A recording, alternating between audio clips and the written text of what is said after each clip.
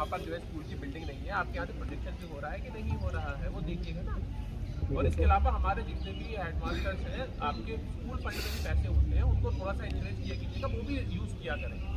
High school higher secondary school के पास तो ठीक ठाक पैसा होता है रिपेयरमेंट के लिए, वो थोड़े से रिलेक्टेंट होते हैं, यूज़ नहीं करते उसको। हर साल अगर वो 40-50 हज़ार रुपये थोड़ा सा किसी पेंटिंग में, थोड़ा सा कहीं पर पुताई करा दी, कहीं पे थोड़ी मरम्मत करा दी, अगर वो लगाते रहते स्कूल में टूटना ही नहीं है बिल्डिंग है, वो नहीं लगाते, उसको 2 लाख रुपये बचा कर बैठे रहते हैं, जिसके चक्कर में वो स्कूल की बिल्डिंग टूट जाती है क्योंकि रेगुलर रिपेयर नहीं कराते। तो सारे टीचर्स को अपने वो हेड मास्टर्स को थोड़ा सा सेंसिटाइज किया कीजिएगा, उसको यूटिलाइज किया करें। जो आपका स्कूल मेंटेनेंस फंड का पैसा होता है कितना आता है, वो बच्चों के हिसाब से आता है, कहीं 10,000 आता है, कहीं 25 आता है।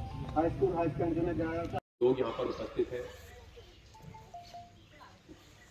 आपने यहाँ पर अपने डिफरेंट इशू रेज किए और ज़्यादातर हमारे जो है हमेशा सेम ही इशू रहते हैं, बिजली, सड़क, पानी।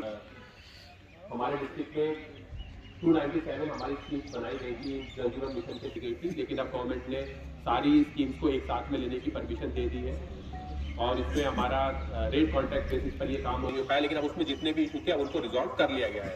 पहले क्योंकि ये डिसाइड नहीं हो पा रहा था कि काम एग्जीक्यूट किस तरह से करने हैं, और एक ये भी प्रॉब्लम आ रही थी क्योंकि हम एक बहुत बड़ा लक्ष्य हमने रख लिया था कि हमने एक बार में अपने, जैसे कि हमारे कठुआ डिस्ट्रिक्ट में ही 1000 करोड़ से ज्यादा के काम होने थे, पर प्रॉब्लम ये थी कि जो यहाँ के कॉन्ट्रैक्टर है उनकी कैपेसिटी ही उतनी नहीं थी कि अगर हम किसी को 1000 करोड़ का काम दे देंगे तो 1000 करोड़ का काम करने के लिए लोग ऐसे होने चाहिए जिनके पास 1000 करोड़ रुपए हो, तभी वो 1000 करोड़ का काम कर सकते हैं। क्योंकि पहले काम होगा तब पैसे देगी सरकार, इससे पहले तो दे नहीं सकती, क्योंकि उसमें माइलस्टोन होता है कि अगर 4 करोड़ की एक स्कीम है तो उसमें एक है कि भाई कम से कम वो 30% काम करेगा तब उसे पैसा मिलना है, तो वो करोड़ का काम करेगा तब उसे पैसा मिलना है। ऐसे कॉन्ट्रैक्टर क्योंकि हमारे बहुत कम थे तो इसमें से थोड़ा सा टाइम इसमें लगा इन सब इश्यूज को शॉर्ट आउट करने के लिए, बट इसमें अब आपका काम तेजी से स्टार्ट होगा और इसमें आपको एक चेंज देखने में मिलेगा। फिर आपने आपने कुछ दूसरे भी इशू यहाँ पर रेस किए जो मैंने यहाँ पर नोट डाउन भी किए हैं। एक आपने जहाँ पर भी वे थे वो करीब हर जगह वो ज्वाइन कर चुके हैं। एसीडी साहब यहाँ पर हर एक में ज्वाइन कर 100 ने ज्वाइन कर लिया।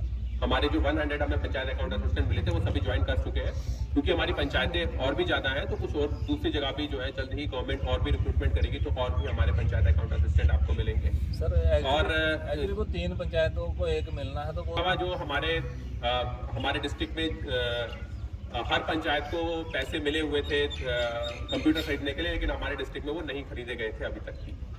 लेकिन मैंने अपने आने के बाद जब मैंने रिव्यू किया और मुझे पता चला कि वो नहीं खरीदे गए हैं तो मैंने सभी वीडियोस को वो खरीदने की परमिशन दे दी थी और उसमें मैक्सिमम वीडियोस ने वो खरीद भी लिया। और जहाँ भी पंचायत घर बने हुए हैं वहाँ पे हमने सब में खरीद लिया। जहाँ पर पंचायत घर नहीं है वहाँ पर अभी शायद परचेज नहीं हुए क्योंकि वहाँ पर की रखने का इशू पड़ जाएगा। तो जैसे सरपंच साहब ने यहाँ पर एक इशू रेज किया कि उनकी पंचायत में अगर नहीं हुआ है तो मुझे अनलाइकली लगता है, लेकिन अगर यहाँ पर गुंजू नगरोटा में अगर नहीं हुआ है तो मैं इसका एक बार रिव्यू कर लूँगा। लेकिन जैसे ही मेरी ये नोटिस आया था मैंने सभी पंचायतों को ये परचेज जो है हमने जो है करवाए थे, और बल्कि जब ऑनरेबल मिनिस्टर साहब आए थे या फिर दूसरी विजिट हुई थी उस दौरान हमने इवन डिस्ट्रीब्यूट भी किए हैं। लास्ट हमारा जो ये चेयरपर्सन साहब के थ्रू ही हमने धार महानपुर में भी हमने कंप्यूटर डिस्ट्रीब्यूट करवाए थे, तो वही कंप्यूटर है वो जो कि हमें पंचायतों के थ्रू हमने परचेज करने थे। अगर कहीं पर फिर भी इशू है तो I will sort it out कि जल्द से जल्द वो परचेज हो जाए। फिर आपने 14th FC 15th FC के फंड्स की बात की, क्योंकि वो हम यूटी बन गए हैं तो इस वजह से थोड़ा सा उसमें इशू है। हमने गवर्नमेंट लेवल पर वो टेकअप किया है और गवर्नमेंट जो है वो उसका जल्दी एक सोल्यूशन निकाला जाएगा।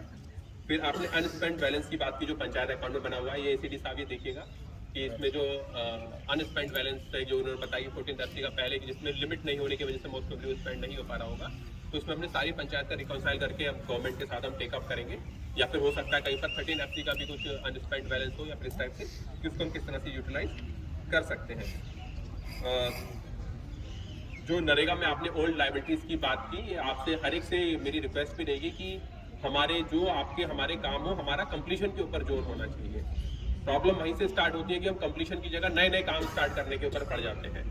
हमारा अभी भी पिछले साल का कंप्लीशन रेट बहुत पुअर है। इस साल का हमारे कठुआ में वर्क कंप्लीट हुए ही नहीं है और हम नए काम सप्लीमेंट्री प्लान लेके आ जाते हैं। पहले सप्लीमेंट्री काम वाला पता लगता है कि उसका पैसा निकल गया, जो ओरिजिनल प्लान था उसका पैसा रह गया और वो फिर वो लायबिलिटी बन जाती है। तो आप सभी से गुजारिश है। इसके अलावा रेशो भी हमने मेंटेन रखना होता है। जो 60-40 का जो रेशो है वो मेंटेन नहीं किया हमने, क्योंकि गवर्नमेंट ऑफ इंडिया रेशो के हिसाब से ही पैसे देती है, क्योंकि उसमें हमारी गाइडलाइंस है कि अगर हमारा 1 लाख का काम है तो उसमें 60,000 लेबर निकल सकता है, मैक्सिमम 40,000 जो है उसमें मटेरियल निकल सकता है। हम रेशियो मेंटेन नहीं करते हैं, जिसकी वजह से प्रॉब्लम होती है कि हमने काम ऐसा दे देते हैं कि जो है उसमें 80% मटेरियल है, 20% जो है वो है, तो वहां पर प्रॉब्लम पड़ती है कि वो 20,000 रुपए आपका वेज में निकल गया और उसमें 40,000 रुपए ही निकलना है मटेरियल में। अब 40,000 रुपए की आप लायबिलिटी बोलते हो, आप बोलते हो गवर्नमेंट लायबिलिटी क्यों नहीं क्लियर कर रही है मटेरियल की, लेकिन प्रॉब्लम यह है कि गवर्नमेंट लायबिलिटी क्लियर कर ही नहीं सकती, उसमें आपने करना ही 60-40 में था। हमने भी अपनी जिम्मेदारी को समझना है कि 60-40 रेशियो है, हमने अपना वो मेंटेन करना है। पंचायत लेवल पर मैं मान सकता हूँ कि कुछ काम आपके हो सकते हैं ऐसे कि जिसमें आपका ज्यादा लगे, लेकिन आपने फिर कुछ काम ज्यादा उसके वाले भी रखने चाहिए जिसमें 100% लेबर हो। से अगर आप एक काम करना चाहते हैं कि जिसमें 80% लेबर हो और 20% ही 80% मटेरियल हो और 20% लेबर हो, तो आप 2 काम ऐसे भी कीजिएगा जिसमें 80% लेबर हो, सो दैट वो बैलेंस हो जाए। लेकिन हर कोई पक्का काम करने के चक्कर में रहता है, उसकी वजह से वो हमारा रेशियो गड़बड़ाता है, उसकी वजह से वो लायबिलिटीज बनती है। तो आपने भी इसकी अपनी रिस्पॉन्सिबिलिटीज को समझना है कि अगर हमारा एक पंचायत का 10 लाख का प्लान है तो पहले आप वो 10 लाख कंप्लीट कीजिएगा, फिर आप नया प्लान स्टार्ट कीजिएगा। उसी तरीके से हर वर्क में आप कोशिश कीजिएगा कि वो रेशियो मेंटेन रहे, वरना वो मटेरियल लायबिलिटी बन जाती है। क्योंकि गवर्नमेंट ऑफ इंडिया ने अगर जम्मू एंड कश्मीर को 100 करोड़ रुपए दिया है तो उसमें से 40 करोड़ ही मटेरियल के लिए निकलेगा, 60 करोड़ लेबर के लिए ही निकलना है। हम वहां पर उसको मेंटेन नहीं करते, फिर हम बोलते हैं गवर्नमेंट ऑफ इंडिया से हमें एक्स्ट्रा पैसे चाहिए, लेकिन उन्होंने तो पहले ही रूल्स बना रखे हैं, रूल तो हर एक के लिए सेम है, तो हमने भी उन्हीं रूल के तहत रह के काम करना है। तो आपने भी ये रिस्पॉन्सिबिलिटी अपनी समझनी है। एंड में एक हैंडपंप की और ट्रांसफार्मर की पेंडिंग बात की थी, एक्शन साहब ये देखिएगा ट्रांसफार्मर क्यों पेंडिंग है कि वर्क आपके जब टेंडर आउट हो चुके हैं तो ये वर्क पेंडिंग नहीं रहना चाहिए। आप इसको पर्सनली देखिएगा और इसको मेरे को बताइएगा कि 1 वीक बाद ये काम स्टार्ट हुआ कि नहीं हुआ। फिर आपने हैंडपंप का भी वहाँ पे बताया ग्राउंड वाटर से नहीं है, ठीक है, आप इसको टेकअप कीजिएगा इसमें ग्राउंड वाटर का कि ऊंचा फील्ड में क्या इशू है कि वहाँ पर क्यों नहीं हो पा रहा है। रामकोट में एक आपने एग्रीकल्चर की बिल्डिंग की बात की, इसमें मेरे को भी ये नोटिस में नहीं है कि मेरा क्या एक्चुअल में ये बिल्डिंग क्या इनकम्प्लीट है, क्या है ये कंप्लीट है लेकिन टेक ओवर नहीं किया एग्रीकल्चर डिपार्टमेंट।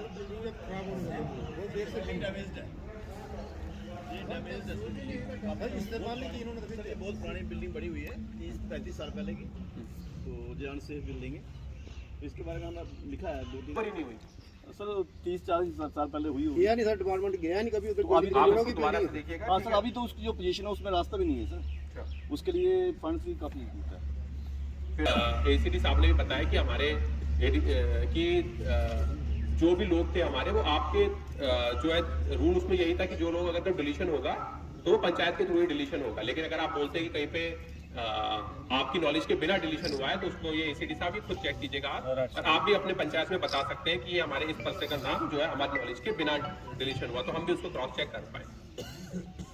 फिर एक आपने नए राशन कार्ड की बात की, देखिएगा पिछली बार भी ये बात हुई थी, मैं हर बार लोगों से रिक्वेस्ट करता हूँ कि हमारे डिस्ट्रिक्ट राशन कार्ड है, ठीक है, तो बिजली के कनेक्शन 98,000 है, तो एक तो वहां पर ये अभी भी 40,000 के करीब का गैप बन जाता है, और उसके साथ ही आप अभी ये भी बोलते हैं कि और भी राशन कार्ड बनने चाहिए, तो वो पॉसिबल तब तक नहीं हो पाएगा अगर हम प्रॉपर तरीके से देखिएगा। अगर हम राशन कार्ड आप नए बनाने की बात करते हैं तो वो पर्सन का प्रॉपर जो है उसका फिर बिजली का बिल भी अलग होना चाहिए, उसका प्रॉपर अगर घर अलग है तो ठीक है हम उसको प्रोसेस करेंगे, पर आपकी भी रिस्पॉन्सिबिलिटी बनती है कि आप भी जो है इंश्योर करें कि अगर कहीं पर कोई गलत राशन कार्ड बना हुआ है तो उसको भी हमारे संज्ञान में लाया जाए, उसको भी काटा जाए, उसको भी डिलीट किया जाए। फिर आपने बोला था कि बुजुर्ग को किसी को राशन लेके जाने में प्रॉब्लम होती है, तो उसमें भी देखिएगा ऐसा नहीं है कि घर का कोई भी सदस्य जो है वो वहाँ पर जो है अपने वो दे सकता है, बेसिकली बायोमेट्रिक दे सकता है, उसमें कोई ऐसा कंपलसरी नहीं है कि हेड ऑफ द फैमिली नहीं जाना है या फिर पूरी फैमिली नहीं जाना है। तो अगर घर में कोई 75 साल का बुजुर्ग है तो घर में कोई जो है वो यंग भी होगा, वहां पर आप उसका भी जो है फिंगरप्रिंट्स लगा के उसके भी बायोमेट्रिक देके हो सकता है। प्रॉब्लम वहीं पे आती है जहाँ पे हम अपने बुजुर्गों को अलग कर देते हैं, ठीक है, तो मुझे पता है कि कहाँ पे प्रॉब्लम आती है। प्रॉब्लम वहाँ पे आती है कि जहाँ पे हम अपने बुजुर्गों को अलग कर देते हैं, अपनी सेपरेट फैमिली बना लेते हैं, बुजुर्गों को अलग कर देते हैं, सो दैट एक बीपीएल चलता रहेगा, तो वहां पर ही प्रॉब्लम आती है। तो ठीक है चलिएगा, वहां आपने जब आपने उसको अलग कर दिया है, और मैं क्या कर सकता हूँ उसमें, अगर आप उसकी रिस्पॉन्सिबिलिटी लेने के लिए तैयार नहीं है, अगर आप खुद बोलते हैं वो अलग फैमिली है, तो थोड़ा सा देखिएगा, हमने भी इन चीजों को समझना है अदरवाइज तो गवर्नमेंट ने कभी नहीं बोला कि बुजुर्ग को आना जरूरी है। गवर्नमेंट तो ये बोलते हैं कि फैमिली का कोई भी एक मेंबर आ सकता है। अब एज ए फैमिली मेंबर आप अपने बुजुर्गों को अलग कर रहे हैं, तो थोड़ा सा हमने भी अपने समाज के ऊपर देखने की जरूरत है कि क्या एक बीपीएल जो है वो राशन इतना जरूरी है कि हम अपने माँ बाप को अलग कर दे रहे हो अपने रिकॉर्ड में। इतना जरूरी मुझे नहीं लगता कि है राशन। ठीक है, तो थोड़ा सा ये भी आप थोड़ा सा देखिएगा। इसमें कोई ये नहीं है कि अगर किसी को बुरा लगा हो, ठीक है, हो सकता है कि मेरे शब्द थोड़े से गलत हो, बट थोड़ा सा एज ए सोसाइटी भी हमें देखने की ये जरूरत है कि हम भी अपना रोल निभाएं। अगर जो है सेंट्रल गवर्नमेंट की तरफ से कोई स्कीम है, उसका ऐसा नहीं है कि हमने उसको कोशिश करनी है कि उसको किस तरीके से फेल कर सके। अब मैं नया घर बनवा रहा हूं, उसमें भी मैं टॉयलेट नहीं बनाऊंगा कि सरकार बना के देगी। ये तो एक गलत अप्रोच हो गई कि गवर्नमेंट के तरफ जो है वो एक गलत अप्रोच हो गई। ये मेरा ये मानना है कि ये गलत अप्रोच हो गया। जहां पर अगर किसी ने पहले बना रखा है, उसने नहीं बनाई, गवर्नमेंट मदद कर रही है। और उसमें भी यही है कि गवर्नमेंट 12,000 की मदद करती है, 12,000 में टॉयलेट नहीं बनता है आज की डेट में, खासतौर से पहाड़ी इलाके में। वो एक इंसेंटिव है आपको कि आप बनाएं, ठीक है, पर आपकी भी रिस्पॉन्सिबिलिटी बनती है। एज ए ह्यूमन बीइंग आपकी रिस्पॉन्सिबिलिटी बनती है। आप छोड़िएगा, गवर्नमेंट को छोड़िएगा, ठीक है। अगर आपका घर स्वच्छ रहता है तो इससे कोई मोदी जी का फायदा नहीं है, इससे तो आपका खुद का फायदा है। आपने एज ए खुद के लिए भी तो अपनी खुद की डिग्निटी नाम की भी तो एक चीज होती है। अगर आप अफोर्ड नहीं कर सकते, जो पीएमएवाई में जो अफोर्ड नहीं कर सकते, उनका सरकार अभी भी बनवा रही है। पीएमएवाई में अभी भी हम मकान बनाते हैं, उसके साथ में टॉयलेट की व्यवस्था है। गवर्नमेंट ने कभी मना नहीं किया कि पीएमएवाई का मकान बनाएंगे उसके साथ में टॉयलेट नहीं बनाएंगे। पर अगर एक बंदा 4 लाख का मकान बना सकता है, नॉर्मल बंदा, तो 20,000 रुपए का टॉयलेट भी बना सकता है। तो इतनी बड़ी बात नहीं है। अगर आप उसमें भी बोले कि गवर्नमेंट ने टॉयलेट की स्कीम क्यों खत्म कर दी, तो ये गलत अप्रोच हो गई है। हमने उसको अपनी रिस्पॉन्सिबिलिटी भी समझनी है। हम केवल हर चीज के लिए अगर गवर्नमेंट के ऊपर डिपेंडेंट रहेंगे, गवर्नमेंट के पास भी पैसा कहीं और से नहीं आता, आप ही लोगों का पैसा है, कहीं और से तो पैसा आना नहीं है। आप बोलोगे ये भी चीज फ्री में चाहिए, ये भी चीज फ्री में चाहिए, तो गवर्नमेंट को भी अल्टीमेटली टैक्सेस बढ़ाने पड़ेंगे। फिर आपने ये दिक्कत ये नहीं बोलना चाहिए कि पेट्रोल महंगा क्यों है। दोनों चीजें साथ में नहीं हो सकती ना। तो हमने भी अपनी रिस्पॉन्सिबिलिटी समझनी है कि जहां पर अगर कोई पुराना अभी भी रह गया है, तो उसको गवर्नमेंट अभी भी लेफ्ट आउट बेनिफिशियरी में, no one to be left out beneficiary में कवर कर रही है। पर जो यहाँ पर एक बात सामने आई कि नया घर बना रहे हैं, उसमें टॉयलेट कौन बनाएगा, और उसमें टॉयलेट जो नया घर बना रहा है उसकी भी रिस्पॉन्सिबिलिटी है कोई। आपकी अपने घर के लिए, अपने बहू बेटी के लिए आपकी भी तो कुछ रिस्पॉन्सिबिलिटी है। जहां पर अगर वो गरीब है तो ठीक है, गवर्नमेंट इज स्टिल रेडी। तो हमने भी अपना रोल एंड रिस्पॉन्सिबिलिटी, हर एक ने अपनी रोल एंड रिस्पॉन्सिबिलिटी समझनी है। एक आपने इरिगेशन स्कीम की भी बात किया था, एक्सेस, उसमें क्या इशू है बताइए। Rajwalta actually it was supposed to come under submergence of Bhuj multipurpose project earlier, so that is why the funding was stopped. अच्छा, तो उसके बाद अभी RTIC ने एक जो इसकी पॉन्डिंग की लाइन है वो भी इन्होंने Revised बुर्जियाँ लगाई हैं। उस बुर्जियों के मुताबिक that is almost at par with the जो उन्होंने वहाँ पे पोस्ट लगाई है। तो इसके लिए हमने इस बार अगर नहीं आ रहा है तो आप इसको जो है फिर से टेकअप कीजिएगा। वो हमने किया हुआ है। का भी एक इरिगेशन की बात हुई थी, एक काकलाड़ी है, जो काकलाड़ी कूल की बात की थी इन्होंने, काकलाड़ी कूल नंबर 2, तो वो उसमें बताया था कि 200 मीटर का पोर्शन है बीच में जो छूटा हुआ है। वो पोर्शन का टेंडर भी हुआ था, अलॉटमेंट भी हुई थी, लेकिन 158 बंच में पिछले कोई 2 साल से या 3 साल से बिल्कुल पैसा नहीं आ रहा। उसमें फंडिंग ही नहीं कोई आई हमें, जिसके कारण हम उसको टेकअप नहीं करते। अभी भी इस साल भी नहीं आया, बच्चों को कोई फंडिंग नहीं है। नहीं फंडिंग नहीं। PMKSY 158 बंच में हमारे कुछ प्रोजेक्ट्स हैं, उनमें से इस प्रोजेक्ट में कोई पैसा नहीं है। वो डिपार्टमेंट ने नोट डाउन किए होंगे। हमारी पूरी कोशिश रहेगी कि इसको हम जल्द से जल्द किस तरह से शॉर्ट आउट कर सकें। इसके अलावा जो गवर्नमेंट के भी काफ़ी जो है गवर्नमेंट ने भी इनिशिएटिव लिए हैं। इसमें हम पेंशन का गवर्नमेंट का लक्ष्य है कि हमारे जितने भी लोग पेंशन के लिए बचे हुए हैं, हम हर एक को कवरेज करें। तो उसमें पिछले दिनों आपके यहाँ पे भी मुहिम चलाई गई होगी। हम पेंशन को अगर कोई फॉर्म, अगर आपके यहाँ पर अभी भी कोई बचा हुआ है पेंशन का फॉर्म, चाहे वो ओल्ड एज पेंशन हो या फिर विधवा पेंशन हो या फिर जो है दिव्यांग की पेंशन हो, तो उसको आप अपने तहसील सोशल वेलफेयर अफसर को वो फॉर्म जमा करवा दिएगा जल्द से जल्द। गवर्नमेंट उनको भी कवर करेगी। 100% कवरेज का गवर्नमेंट का लक्ष्य है जितने भी हमारे पेंशन के बेनिफिशरीज हैं उनका। इसी तरह से हमारा आपको जल जीवन मिशन का मैंने आपको बताया। रेवेन्यू डिपार्टमेंट की तरफ से जो आपको बताया भी जा रहा होगा कि हमने अपना पूरा रेवेन्यू रिकॉर्ड जो है वो ऑनलाइन कर दिया है। आप अपना पूरा रेवेन्यू रिकॉर्ड ऑनलाइन देख सकते हैं। इसके अलावा गवर्नमेंट ने ये भी डिसाइड किया है कि 1 साल के अंदर अंदर हमारा ये लक्ष्य है कि हम अपने जितनी भी रेवेन्यू सर्विसेज है सभी को ऑनलाइन कर देंगे। तो उसके बाद आपकी जो है बेसिकली अभी आपको केवल क्योंकि स्टैटिक रिकॉर्ड ही आपको अवेलेबल है, लेकिन अब हमारा जो नेक्स्ट रिकॉर्ड हम बना रहे हैं वो डिजिटलाइज ही हमारा रिकॉर्ड बनाया जाएगा। उसके लिए जल्द ही कार्रवाई स्टार्ट कर दी जाएगी और 1 साल का गवर्नमेंट का लक्ष्य है कि 1 साल के अंदर अंदर आपको इवन फर्क भी अगर इश्यू होनी है तो वो ऑनलाइन ही इश्यू होगी। अगर आपको जो है तो एक ट्रांसपेरेंसी के लिए जो एक मेजर था, क्योंकि देखा जाए तो रूरल एरिया में क्या हर जगह ही 90% अगर पुलिस के पास भी केस होते हैं वो जमीन के ही होते हैं और किसी चीज के नहीं होते। लड़ाई झगड़े जो होते हैं वो जमीन के ही होते हैं। ट्रांसपेरेंसी एक मीडियम है जिससे हम एक बड़ी लड़ाई खत्म कर सकते हैं। तो उसके लिए गवर्नमेंट की तरफ से कार्रवाई की जा रही है कि जल्द ही हम 1 साल के अंदर हम करीब सारी रेवेन्यू सर्विसेज अपनी ऑनलाइन कर देंगे। तो इसके अलावा हमारा जो है स्वामित्व ऐप में आपके हर गांव का जो हमारी आबादी देह है, अभी तक हमारे आबादी देह का कोई रिकॉर्ड नहीं होता था। आबादी देह में जो जहां पर काबिज है वही उसकी जमीन होती थी। तो आबादी देह का भी अब हम सर्वे कर रहे हैं, जो कि आपका जल्द ही एक्सरसाइज स्टार्ट हो जाएगी। उसमें आबादी देह का भी आपके गांव का नोटिफिकेशन मीन्स हमारी प्रोसेस चल रही है वो कि हम उसमें आपके गांव में बेसिकली एक घर की चूनाबंदी की जाएगी और चूनाबंदी होने के बाद एक ड्रोन उड़ेगा और वो जो है पूरे गांव का नक्शा बना के और ये जमीन इसकी है मीन्स ये इसका है हम उसको फिर आपको आपके ऑब्जेक्शन लिए जाएंगे और उसके बाद जो है आपको उसका भी प्रॉपर्टी कार्ड इशू किया जाएगा कि ये जमीन इस पर्सन की है, जमीन इस पर्सन की है। तो स्वामित्व उस योजना का नाम है। इसी तरीके से हमारा जो है गवर्नमेंट इसी जिस तरह से अभी तक आपका खसरा नंबर और खतौनी नंबर, खाता नंबर ये सब होता है, उसको भी जल्द ही 1 साल के अंदर अंदर उसको भी चेंज करने की कवायद है कि उसको भी चेंज करके आपका एक अल्पिन करके होगा unique land record basically identification number. So उसमें आपका खसरा खाता नंबर हटा के आपकी जमीन का भी आधार बन जाएगा एक तरीके से। 16 डिजिट का एक नंबर हर जमीन को मिल जाएगा जो कि यूनिक होगा थ्रू आउट इंडिया। तो अभी तक खसरा नंबर 320 बताते हैं तो पता नहीं चलता कौन सा खसरा नंबर 320, फिर गांव बताना पड़ता है, फिर पता चलता है उस गांव के भी जो है हिंदुस्तान में उस नाम के भी 5-5 गांव है, एक नाम के 5-5 गांव है। तहसील बतानी पड़ती है तो पता चलता है तहसील भी उस नाम की 5-5 है। तो उसकी जगह आपका एक खसरा नंबर एक यूनिक होगा जिसमें आपका जो है जैसे ही आप बताएं तो वो पूरी डिटेल उसकी आ जाएगी कि ये इस गांव के इस प्रदेश के इस गांव के इस डिस्ट्रिक्ट के इस तहसील के इस गांव की इस जमीन की बात हो रही है।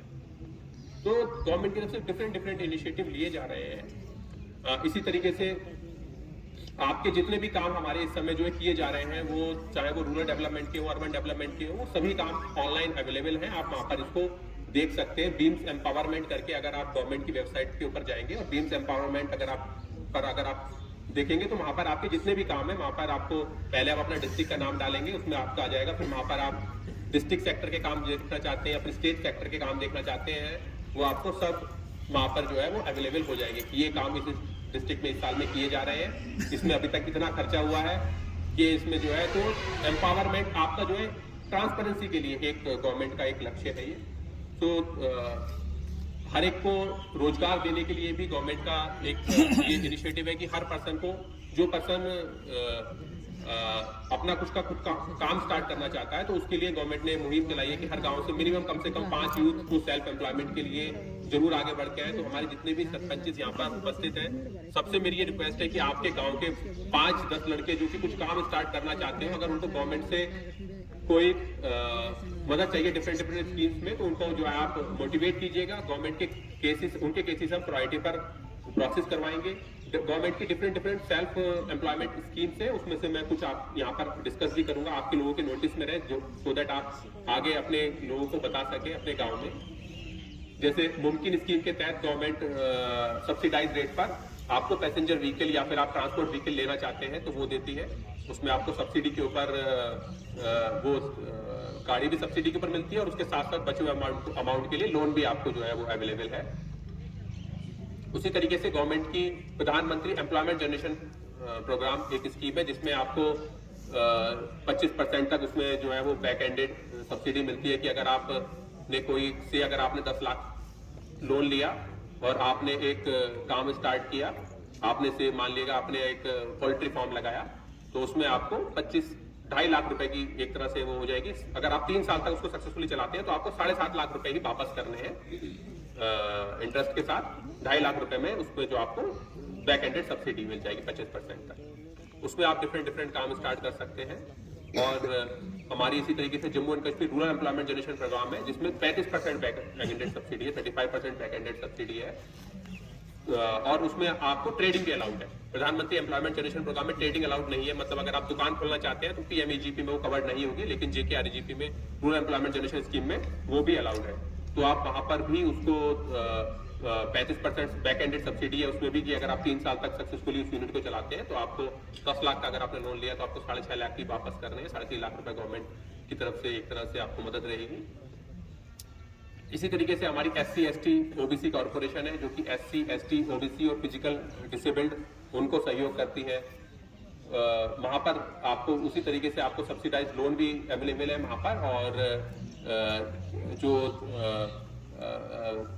है वहाँ पर भी आपको जो है 1 लाख तक आप जो है वो अगर अपना कोई काम स्टार्ट करना चाहते हैं आप उसमें कर सकते हैं। इसी तरीके से हमारा डूडा के थ्रू अर्बन डेवलपमेंट स्कीम के तहत उसमें डिस्ट्रिक्ट हमारी अर्बन डेवलपमेंट एजेंसी जो होती है, डूडा के तहत अर्बन एरिया में सेल्फ एम्प्लॉयमेंट की स्कीम्स NRLM के तहत, NRLM अर्बन के तहत इसी टाइप से अवेलेबल है, जिसमें ट्रेडिंग आप अर्बन एरिया में अगर आप कोई काम स्टार्ट करना चाहते हैं तो उसके लिए आप लोन ले सकते हैं। और हमारी एग्रीकल्चर इंफ्रास्ट्रक्चर फंड के तहत पोस्ट एग्रीकल्चर हार्वेस्ट की आपकी अगर कोई स्कीम अगर आप यूज करना चाहते हैं तो उसमें भी गवर्नमेंट की तरफ से सब्सिडी अवेलेबल है और सब्सिडाइज लोन अवेलेबल है। इसी तरीके से एक बहुत महत्वपूर्ण स्कीम हमारी जो कि रूरल एरिया के लिए बहुत ज्यादा इंपॉर्टेंट है, dairy development scheme, integrated dairy development scheme, जिसमें आप फायदा उठा सकते हैं। उसमें 50% सब्सिडी है। तो अगर आप और उसमें मिनिमम आपने लेकिन 5 गाय या भैंस लेनी पड़ेंगी। अगर आप 5 गाय लेते हैं, 70,000 रुपए की एक गाय लेते हैं मान लेगा, तो आपकी वो 5 गाय वो 3.5 लाख रुपए की पड़ी और उसमें से 1,75,000 रुपए सरकार देगी, आपको 1,75,000 रुपए देना। तो गवर्नमेंट, और ये बहुत अच्छी स्कीम है। और उसमें ऐसा भी नहीं है कि पहले उसमें लिमिट थी, और ये पूरे हिंदुस्तान में जो डेयरी डेवलपमेंट के लिए सबसे ज्यादा सब्सिडी दे रही है वो जम्मू कश्मीर भी दे रहा है आज की डेट में। और इस पे कोई लिमिट भी नहीं है। अगर आप ऐसा नहीं है आप 5 ही लेना चाहें, अगर आप 10 भी लेना चाहें, 15 भी लेना चाहें, इवन अगर आप 50 भी लेना चाहें तो 50 के ऊपर भी गवर्नमेंट सब्सिडी दे रही है। तो बहुत अच्छी स्कीम्स गवर्नमेंट के द्वारा डिफरेंट चलाई जा रही है। और ऐसा नहीं है कि केवल हम डेयरी डेवलपमेंट के लिए ही, केवल डेयरी के लिए ही दे रहे हैं। अगर आपको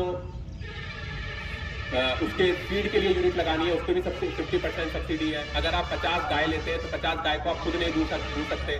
फिर आपको मिल्किंग मशीन अगर आप ले सकते हो तो उसके ऊपर भी 50% सब्सिडी है। दूध निकालने की मशीन के ऊपर, वो बस आपने थनों पे लगानी है और वो दूध निकाल देती है और वो डब्बे में आ जाता है अपने आप ही, बस आपने डब्बे ही चेंज करने हैं बस। तो इसी तरीके से फीड जनरेशन के लिए, क्योंकि पहाड़ी एरिया में प्रॉब्लम होती है हमारे सर्दी के मौसम में, क्योंकि घास नहीं बचती है तो फीड की प्रॉब्लम होती है। तो उसके लिए साइलेज मेकिंग की, जो एक तरीके से आप उसमें जो आपकी मक्की होती है यहाँ पर इस एरिया में, उसका आप एक तरीके से प्रिजर्व करके एक अचार शॉर्ट ऑफ बना सकते हैं। उसको आप एक तरह से समझ लीजिएगा मक्की का अचार, जो कि गाय के लिए बहुत अच्छा है। उससे और जो है वो गाय के लिए ज्यादा पोषक होता है, गाय और भैंस के लिए। तो उसको बनाने के लिए भी जो मशीन है, जो हमारी साइलेज मेकिंग मशीन है, उसके ऊपर भी 50% सब्सिडी है। इसी टाइप से हॉर्टिकल्चर की जो हमारी है कि हमारे जो हमारा एरिया चाहे वो जो वॉलनट के लिए सुटेबल है, वहाँ पे हम वॉलनट पे सब्सिडी गवर्नमेंट दे रही है वॉलनट लगाने के लिए। जो हमारा सिट्रिक प्लांट के लिए, वहाँ पर सिट्रिक प्लांट लगाने के लिए। जो हमारी कंडी बेल्ट है वहाँ पर हमारा एलोवेरा और लेमन ग्रास के लिए भी गवर्नमेंट सब्सिडी दे रही है। तो गवर्नमेंट के डिफरेंट जो है स्कीम्स के तहत गवर्नमेंट की कोशिश है कि हमारा बेहतर से बेहतर हम लोगों को सर्विस दे पाएं और उनकी आमदनी बढ़ सके। तो आप भी इन स्कीम्स का फायदा उठाएं और अपने गांव में लोगों को बताएं कि गवर्नमेंट की जो सेल्फ एम्प्लॉयमेंट जनरेशन की स्कीम्स है इसका फायदा उठाएं। पहले हमारे टारगेट हुआ करते थे इसके कि आज इस जो है वो पीएमएजी का टारगेट आपका 50 है, किसी का 40 है। इस बार गवर्नमेंट का है कि कोई टारगेट नहीं है।